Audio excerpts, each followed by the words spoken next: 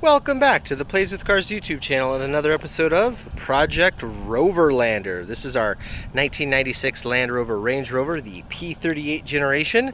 And you can see it looks way different than it normally does in our videos. Normally this thing is absolutely plastered nose to tail in mud and dirt from off-roading. But as any of you that have followed this project know from the last couple of videos, all of the places that are local to us that we can go off-roading in have been sold, and our developments are going in, like active construction.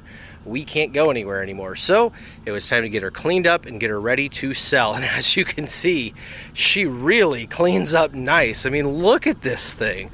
It doesn't even look like the same Rover anymore. It's just fantastic. You can see she's running pretty good. Still has that acceleration thing going on, which I haven't quite diagnosed yet, but you know, it is what it is. I think we're just going to sell it as is. It still runs and drives. It just doesn't go very fast. And well, most of the time you don't need to go very fast and got to leave something for the next person to do. But you can see we even got the inside all cleaned up here. Everything looking nice. Got our little stereo in there with its little remote and all that stuff. And yeah, just whole new place. I mean, come on, you hung up a little tree. It's got to be good to go. But yeah, this is probably going to wrap up Project Roverlander, except for the sale video. Whenever we decide on when we're selling and what it goes for and all that stuff, I think what we're going to do is actually submit it to Cars and Bids. Yes, I know we had the whole Cars and Bids thing with the Audi, but I think it's time to try again. They do really good with Land Rovers, and this should be a good one for them, especially considering we're willing to do this one at no reserve. So whatever we get for it, we get for it. Somebody wants to use it as a parts truck or go crazy with it or fix it and drive it. It's only got like 150,000 miles on it. It's actually in pretty darn good shape, and it's got all sorts of fun accessories and stuff. So who knows, we'll see. But our time with it is done. We've really enjoyed the off-roading that we've gotten to do with it.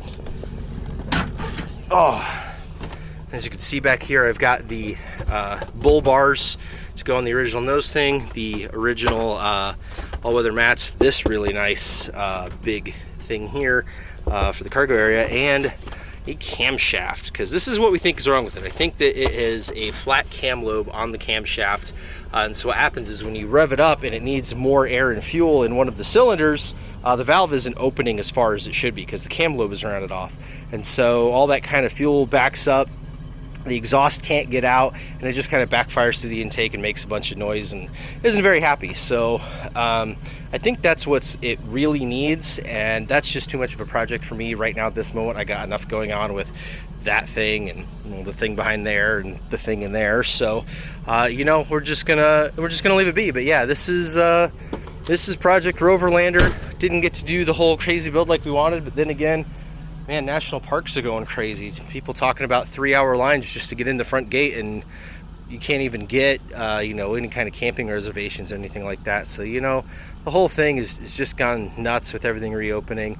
And we've got our big coast-to-coast drive to do. So those of you that don't know yet, we bought a Porsche 944 S2 down in Florida, and we are driving it back to Washington in August, coast to coast. It'll all be documented here on the YouTube channel, so stick around for that, even if you're sad to see Project Roverlander going. And I know I am. She's a good looking truck, really fun to drive in that SUV kind of way. You know, you sit high.